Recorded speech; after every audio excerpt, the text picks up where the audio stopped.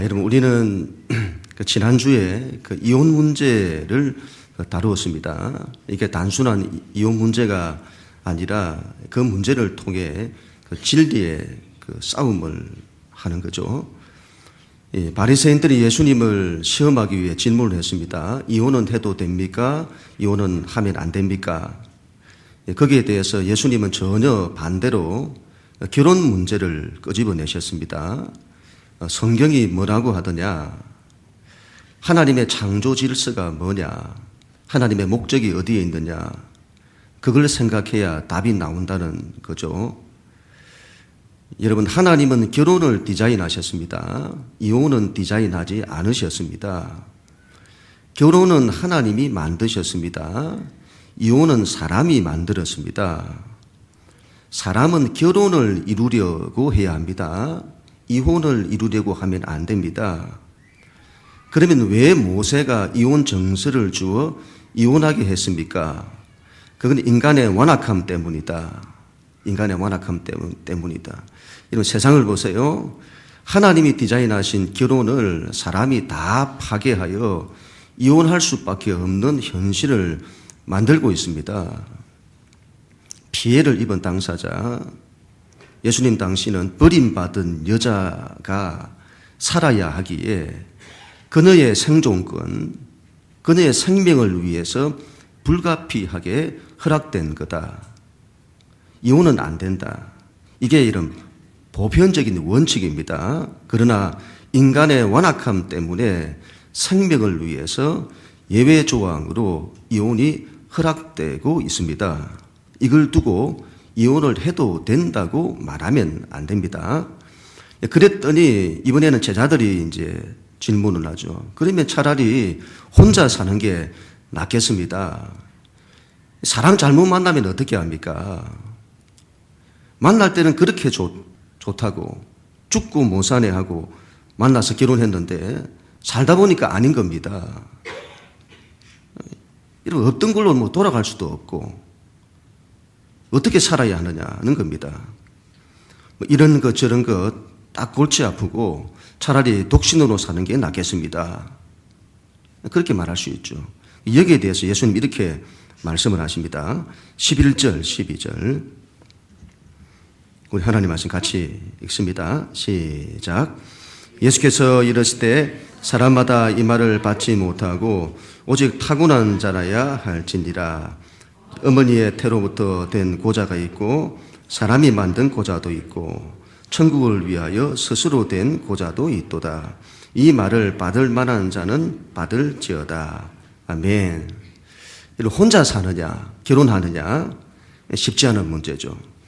예수님의 말씀은 혼자 살겠다는 그 이유가 결혼하면 힘들겠다. 결혼하면 귀찮겠다. 결혼하면 자유롭지 못하겠다. 그런 이유 때문이라면 안 된다는 겁니다. 제가 지난번 요르단에 갔을 때에 한 가정에 들어갔더니 여러 형제가 사는데 그 형제 중에 그 한 남자가 독신인 겁니다. 생긴 거는 멀쩡해요. 이슬람권에서 여러분 그 나이 정도면 아이들이 한 4명에서 5명 정도 낳아야 하는데 그렇지 않은 겁니다. 왜 결혼을 안 했냐고 물었더니 이 사람이 프리, 자유롭고 싶다는 겁니다. 어디에 매이기 싫다는 거죠. 예수님의 말씀은 그런 이유라면 안 된다는 거죠. 요즘 이제 욜로족이라고 일어나고 있죠. 한 번밖에 없는 인생 즐기며 살자는 겁니다. 이 욜로족들이 다 그런 건 아니겠습니다만은 뭐 한다고 결혼해서 구속받고 고생하며 사느냐는 겁니다. 혼자 즐기며 살자. 그런 이유라면 안 된다. 오직 타고난 자라야 한다. 첫 번째, 어머니의 태로부터 고자된 자가 있다고 합니다. 고자란 성불고자를 말하는데 날 때부터 성불고자로 태어난 겁니다. 그런 사람도 결혼할 수는 있을 겁니다. 아이를 낳지 못해서 그렇지. 결혼해서 살 수는 있을 겁니다.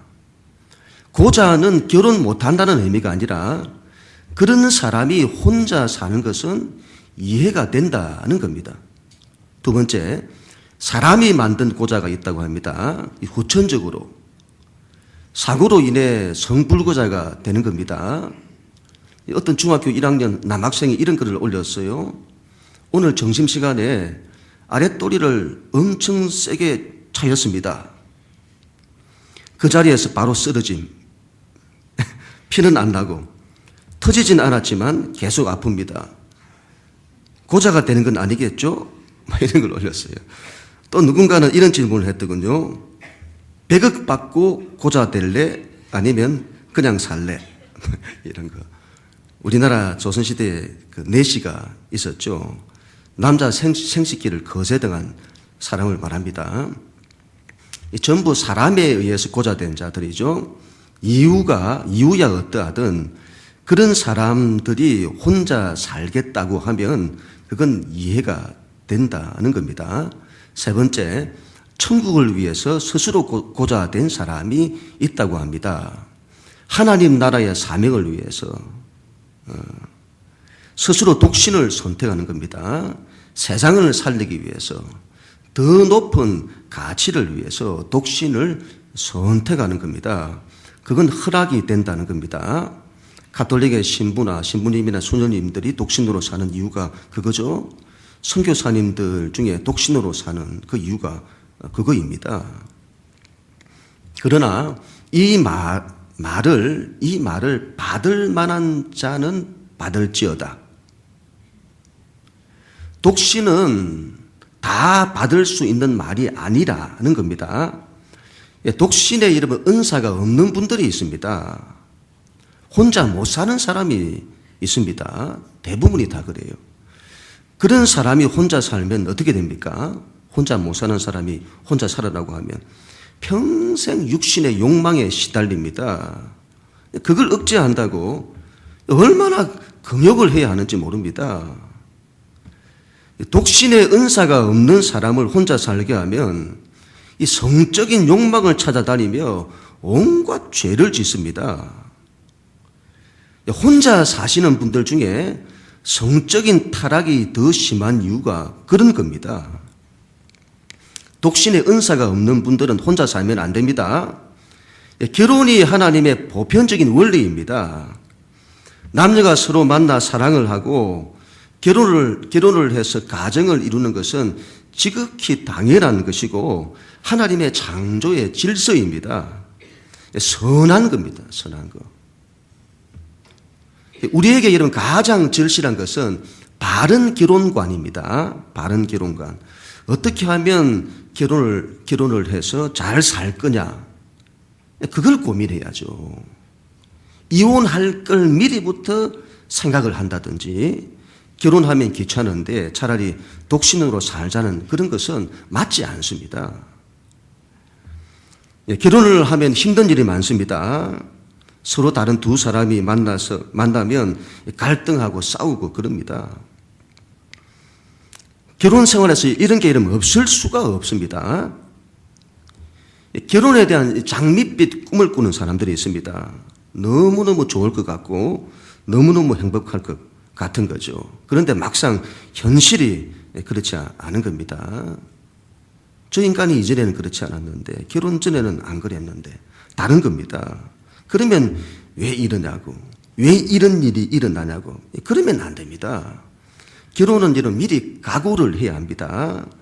어려움을 이겨낼 각오를 해야 합니다. 이런 사회도 마찬가지죠. 사회 나가면 여러분 얼마나 힘든 일이 많은지 모릅니다. 세상은 바람과 파도가 일어나는 곳입니다. 갈등이 있고 싸움이 있고 문제를 해결하지 못해서 쩔쩔매는 일이 얼마나 많은지 모릅니다. 그걸 각오해야죠.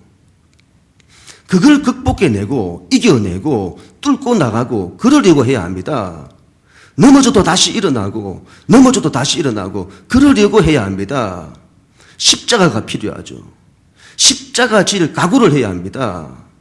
신앙도 마찬가지죠. 편한 거 찾고 쉬운 거 찾고 어려움 없는 거 찾고 그러면 안 됩니다.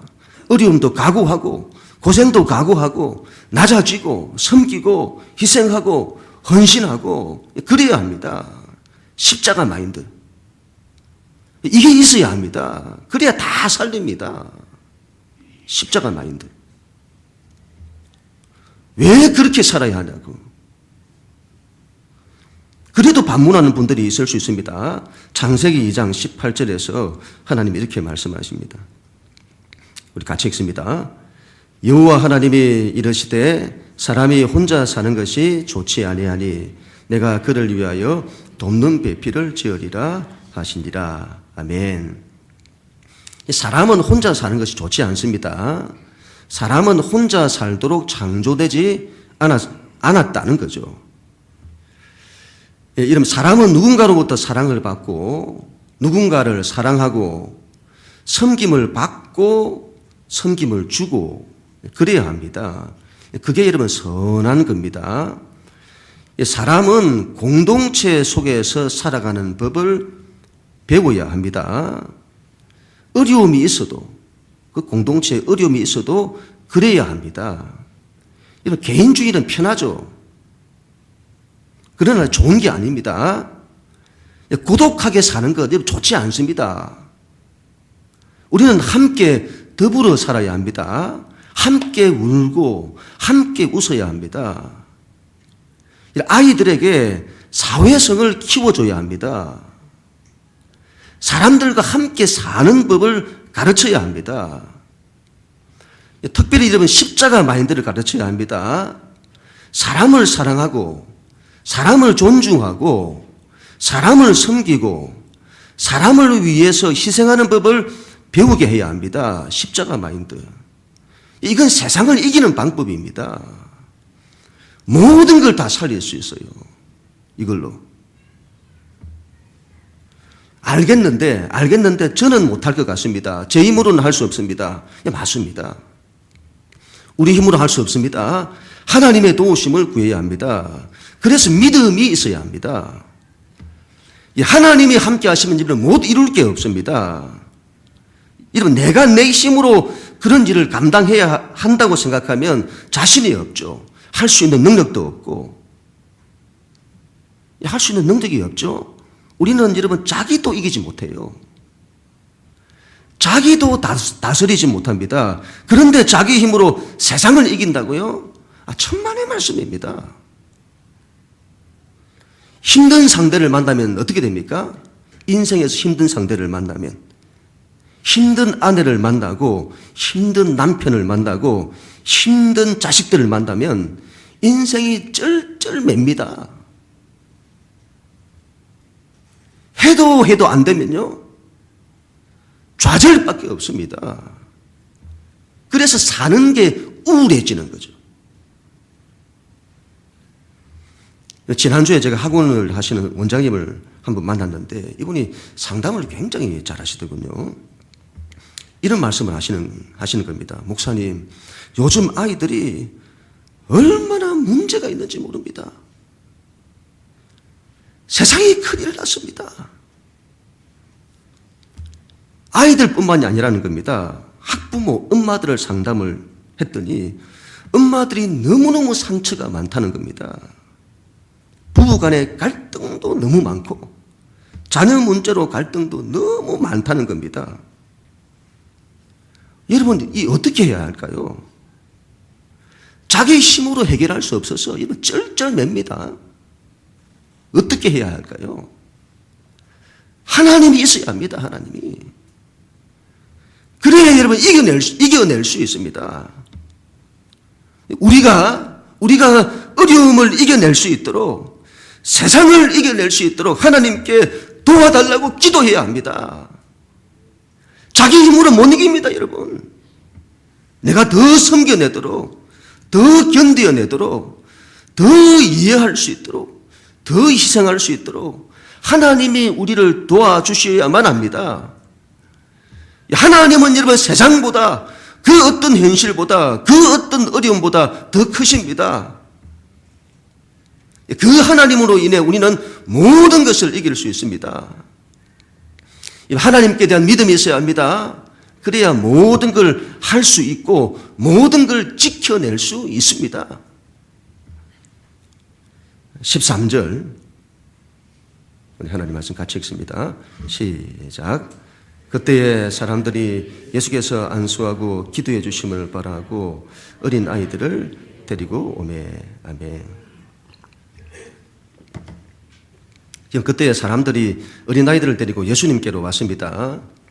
예수님께서 아이들에게 안수해 주시고 기도해 주시기를 간절히 바라는 거죠. 왜 이러면 갑자기 이혼 이야기, 독신 이야기 하다가 아이들 이야기가 등장하냐? 성경이 지금 계속해서 결혼의 소중함에 대해서 말씀하고 있는 겁니다. 남녀가 만나서 사랑을 하고 결혼을 하는 것이 중요하다. 그리고 가정에서 자녀들을 출산하는 것이 중요하다. 가정은 여러분 생명이 출산되는 귀한 곳입니다. 결혼의 중요한 목적이 자녀를 낳는 것입니다. 그리고 그 자녀를 잘 키우는 겁니다. 이러면 이 현대 사회의 특징이 이혼이 많고 또 독신도 많고 그리고 자녀를 안 낳고 이거 큰 사회 문제죠. 결혼을 해서 자녀를 낳는 것은 굉장히 중요합니다. 그런데 힘들다고 아이를 안 낳는 겁니다. 믿는 자는 그러면 안 됩니다. 믿는 자는 그러면 안 됩니다. 아이를 낳으면 힘이 듭니다. 그렇죠. 나중에 키우다 보면 뭐 한다고 낳았나 싶습니다. 얼마나 말을 안 듣는지. 집에서 아이들끼리 싸우면요, 자기들도 그렇게 말해요. 엄마, 동생 왜 낳았어? 엄마, 언니 왜 낳았어? 얼마나 싸우는지요. 얼마나 말 안 듣고 얼마나 고생이 되는지 모릅니다. 여러분, 그래도 낳아야 합니다. 생명이 그렇게 귀한 겁니다. 그 어떤 고생이 있어도 그 모든 걸 감수하면서까지 해야 할 가치가 있는 겁니다. 생명은.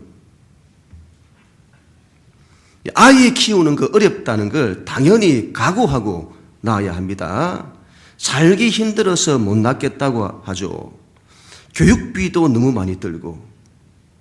세상 사람들은 그렇게 말할지 모르나 믿는 자는 그래도 낳아야 합니다. 계산하지 마시고.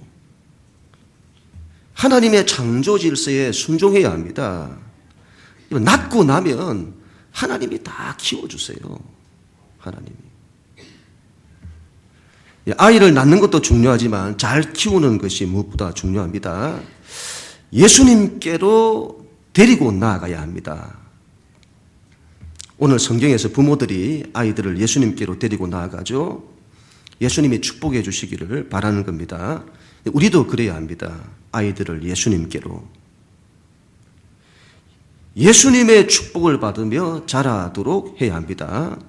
지금 사회가 과학기술 문명으로 기계화되고 복잡해지면서 많은 이 아동, 청소년 문제들이 일어나고 있다고 합니다.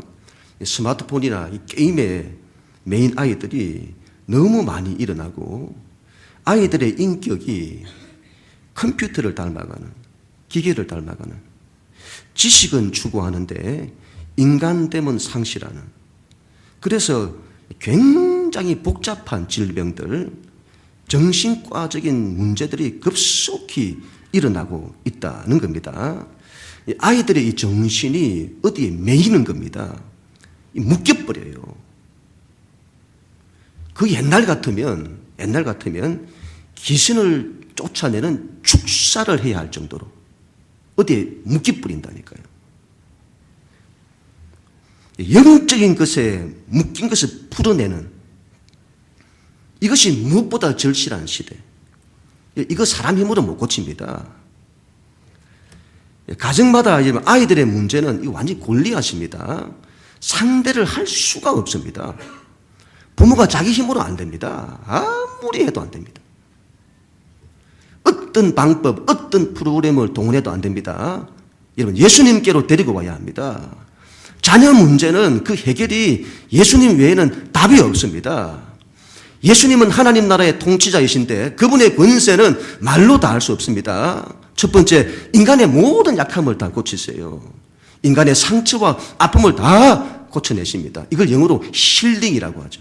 두 번째, 세상의 모든 바람과 파도를 잠잠케 하십니다. 그 어떤 어려움의 환경을 만나도 그 모든 걸 극복해내고 이기게 하는 능력입니다. 영어로 overcoming. 세 번째, 인간을 사로잡는, 매이게 하는 그런 영적 세계를 다스리시는 엑소사이징이라고 하죠. 네 번째, 죄의 권세까지 다스리시는 리디밍. 이런 걸 좀 잘 이해를 해야 됩니다. 예수님께는 인간의 모든 문제를 해결하시는 권세가 있습니다. 아이들을 여러분 그 예수님께로 데리고 와야 합니다. 예수님께 자주 노출시켜야 합니다. 하나님의 사랑과 은혜와 권세가 그 아이들에게 들어가게 해야 합니다. 그러면 여러분 시간이 가면 해결됩니다. 부모의 역할이 거기 있죠. 예수님께로 데리고 가는 것. 중풍병자가 병이 너무 심한 겁니다. 스스로 움직일 수도 없어요. 그때 주변에 있는 믿음의 친구들이 그 사람을 데리고 예수님께로 데리고 갑니다. 예수님께서 고쳐달라고. 친구들의 믿음을 통해서 그 사람이 고침을 받습니다. 부모가 그래야 합니다. 자식들을 데리고 예수님께로 나가야 합니다. 자식들이 고침을 받을 수 있도록. 이런 프로그램으로 안 됩니다. 이건 방법론이 아니에요. 본질이 중요합니다. 본질이. 우리의 여러분 착각 중에 하나가 좋은 프로그램이 있으면 된다고 생각합니다. 지금 시대가 어떤 시대인가 하면 그 어떤 방법, 그 어떤 세미나, 그 어떤 프로그램이 통하지 않는 시대입니다. 프로그램으로 돌린다고 되는 게 아닙니다. 본질이 중요하죠. 십자가의 사랑을 가지신 그 예수 그리스도, 그 큰 사랑을 가진 그 주님 앞에 세워야 합니다. 아이들에게 하나님의 사랑이 임하도록, 우리 하나님의 은혜가 임하도록, 하나님의 권세가 임하도록 해야 합니다. 그래야 그 아이들의 영혼이 회복됩니다. 일어서죠. 살아납니다. 더 나아가서 이 아이들이 예수님의 축복을 받도록 해야 합니다. 예수님의 복이 임하게 해야 됩니다. 하나님의 꿈과 비전이 그 아이들에게 부어지도록 해야 합니다. 세상보다 더 큰 걸 봐야죠. 하나님의 꿈과 비전. 그 아이들에게 십자가 복음이 선포되어야 합니다. 십자가의 길을 가르쳐야 합니다. 십자가의 길. 이런 걸 이상하게 생각하는 부모들이 있습니다. 그렇지 않습니다. 얼마나 큰 은혜요. 얼마나 큰 영광인데요. 십자가란 여러분 모든 걸 살리는 방법입니다. 그걸 예수님이 가지고 계세요. 모든 걸 다 살리는. 예수님의 그 사랑을 배워야 합니다. 어릴 때부터 사람을 사랑하는 법을 배우게 해야 합니다. 사람을 존중하는 법을 배우게 해야 합니다. 사람을 섬기는 법을 배우게 해야 합니다. 여러분 생명을 위하도록, 어딜 가든지, 그 아이가 어딜 가든지 무엇을 하든지 사람을 살리는 사람이 되도록, 자기를 위해 살지 않고 타인을 위해 살도록, 그걸 예수님에게서 배워야죠. 이 세상 어떤 학문, 어떤 기술, 어떤 철학, 어떤 능력, 어떤 성공보다 그 모든 것에 우선합니다. 이게 최고의 리더십이죠. 이건 왕의 자질입니다. 통치자의 자질. 이걸 주신단 말이죠. 이걸 왜 거부합니까? 이게 되면 이런 모든 문제가 해결됩니다. 부모가 그 역할을 해야죠. 그 역할을. 13절부터 15절 우리 마지막으로 가시겠습니다. 시작. 제자들이 꾸짖거늘 예수께서 이르시되 어린아이들을 용납하고 내게 오는 것을 금하지 말라. 천국이 이런 사람의 것이니라 하시고 그들에게 안수하시고 그 길을 떠나시니라. 아멘. 아이들이 예수님께로 나아가도록 해야 하는데 제자들이 방해하는 겁니다. 제자들이 예수님을 반대하는 자들이 방해하는 것이 아니라 예수님을 믿는다는 자들이 방해하는 겁니다. 이런 다음 세대가 예수님께로 나아가도록 해야 하는데 그걸 믿는 어른들이 막는 겁니다. 지금 시대를 보세요. 다음 세대가 다 죽어가고 있습니다. 한국 교회 다음 세대가 다 지금 무너지고 있습니다. 세상의 과학과 기술 문명의 힘이 아이들의 영혼을 사냥하고 있습니다. 그러나 여러분, 그것보다 더 중요한 것, 다음 세대가 타락하고 다음 세대가 불신앙을 가지게 되는 상당한 부분이 어른들에 의해서 자행되고 있다는 겁니다. 부모들에 의해서 자행되고 있다는 거죠. 부모들이 아이들을 예수님께로 가지 못하게 막고 있는 겁니다. 이 문제가 얼마나 심각한지 모릅니다. 아이들을 세상에다가 다 갖다 바쳐요. 지금 시대에 우리 모두는 하나님께 회개해야 합니다. 나중에 하나님이 그 책임을 물으시면 뭐라고 대답할지.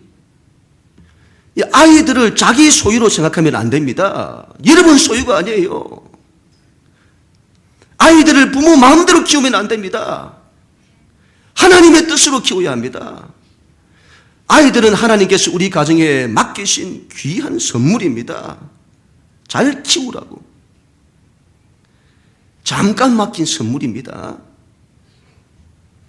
천국에 가면 부부 사이, 부모와 자식 간의 사이, 그런 거 이름 없다고 하잖아요. 그런 게 없대요. 이 땅에서 내 아들이요, 내 딸이지. 천국 가면 그렇지 않다고 합니다. 전부 하나님의 딸이요, 하나님의 아들들입니다. 저희 집에 큰아이 지호가 천국에 가서 저를 이렇게 부를지 모릅니다. 저 형제님. 그러면 제가 예, 지호 자매님. 그렇게 말할지 모릅니다. 내 소유가 아닙니다. 하나님께서 맡겨주신, 그래서 잘 사랑하고 귀하게 여기고 잘 키워내는, 그래야 합니다. 자녀들이 예수님께로 가까이 나가면 걱정하는 부모가 있습니다. 공부하는 시간 빼앗길까 봐. 신앙에 너무 빠지면 이상하게 된다고 생각합니다. 어떻게 그런 생각을 하는지.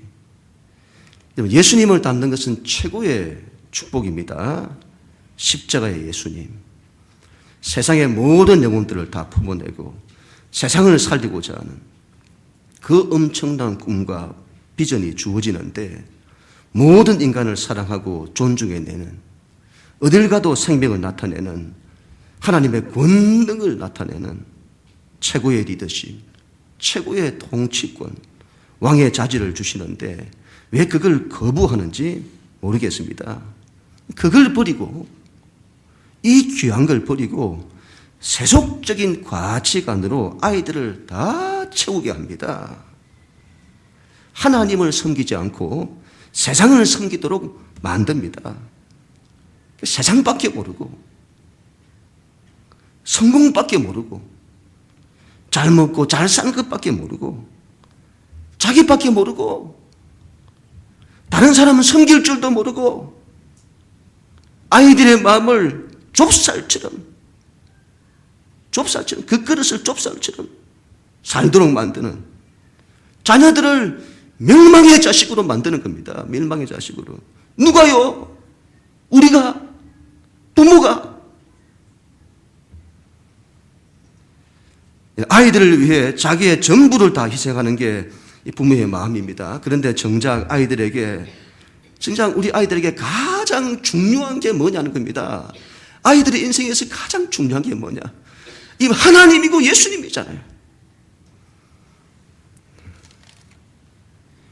신앙이란 여러분, 그 어떤 것을 희생하더라도 하나님을 선택하는 것입니다. 그 어떤 것을 여러분 잃더라도 하나님을 선택하는 것입니다. 그걸 가르쳐야 하는데 그게 안 되니 대학 들어가면 다 넘어지는 겁니다. 다 넘어져요. 얼마나 많은 유혹들이 있는데요. 얼마나 많은 가치관의 혼란이 있는데요. 다 넘어지는 겁니다. 그래서는 믿었던 아이들이 오히려 하나님의 신앙을 대적하는, 하나님이 살아계시냐고. 하나님이 안 계신다고 말하고. 주일은 여러분 어떤 일이 있어도, 주일은 어떤 일이 있어도 하나님만을 위해 산다. 하나님을 예배한다. 그런 가치관을 심어주고 있느냐 하는 겁니다. 생명이 제일 중요하다. 사람을 살리는 것이 제일 중요하다. 전도가 제일이다. 그런 가치관을 심어주고 있느냐는 겁니다. 여러분, 아이들이 하나님을 의지하게 해야 합니다. 여러분, 하나님이 제일입니다. 하나님을 믿어 안 되는 게 없습니다. 하나님이 반드시 지켜내세요. 반드시. 신앙으로 키우면 하나님이 반드시 지켜내십니다. 제가 이 목회자로서 우리 아이들을 생각하면 제가 별로 해주는 게 없습니다. 아빠가 목회한다고 이 변변찮아 가지고 늘 허걱거리고 남들처럼 이런저런 학원 보내지 못하고 그런 아니면 저에게는 믿는 구석이 있습니다. 믿는 구석이. 하나님이 반드시 지켜주실 겁니다. 그걸 믿는 거죠. 반드시 복되게 하실 거다. 제가 여기 화성에 있는 교회 목사님들을 이렇게 최근에 많이 만나게 되었는데 굉장히 어렵게 목회하시는 분들이 참 많더군요. 그걸 보면서 참 큰 교회 목사님들이 욕심을 좀 많이 좀 내려놔야 되겠다. 작은 교회들을 좀 살려야 될 것 아닙니까? 그런 마음들을 참 많이 갖게 되어져요. 너무너무 어렵게 사시는 겁니다. 그래도 하나님의 부르심의 소명을 놓지 않고 끝까지 감당하시는 겁니다. 그런데 이제 그분들의 자녀들을 보니까 하나님이 얼마나 축복을 해주시는지, 얼마나 축복을 해주시는지. 하나님은 공평하시더군요. 부모의 고생이 자식들에게 다 복이 되도록 하시더군요. 우리는 하나님께 순종하고 하나님은 우리를 위해서 역사하시고 신앙으로 키우니까 여러분 결국 되더군요. 결국 됩니다. 시간 싸움이지. 결국 됩니다.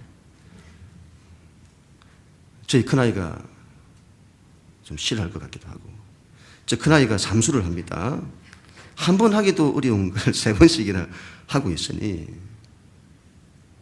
근데 요즘 여러분 제가 얼마나 좋은지 모릅니다. 성경을 열심히 지금 일독을 하고 있어요. 아마 대학을 바로 갔으면 하지 않았을 것 같은데 성경을 열심히 보죠. 어제는 서울에 있는 누구를 만나러 가는데 가는 김에 헌혈을 하고 오겠다는 겁니다. 아빠 요즘 O형 피가 많이 모자란데 O형 피는 아무한테나 줄 수 있잖아. 그래서 제가 그래 맞다고. 아마 예수님 피가 O형이었을 거라고. 좋은 피를 줘야 되기 때문에 전에 혈액 검사할 때 철분이 부족했다고. 그걸 보충한다고 계란까지 먹으면서 얼마나 기특한지 모릅니다. 제가 늘 한 번씩 이렇게 대화할 때마다 말합니다. 지호야, 사람을 사랑해야 한다. 사람을 존중해야 한다. 늘 섬기려고 해야 한다. 그러면 그 말을 들어요. 그 말을 듣습니다. 며칠 전에는 아빠, 나는 복 받은 것 같아. 그래서 왜? 했더니 아빠 같은 사람을 만나서. 아, 여러분 아주 말하는 게 센스가 있습니다. 사람은 좀 센스가 있어야 됩니다. 엘리베이터도 센스가 있더군요. 농담입니다.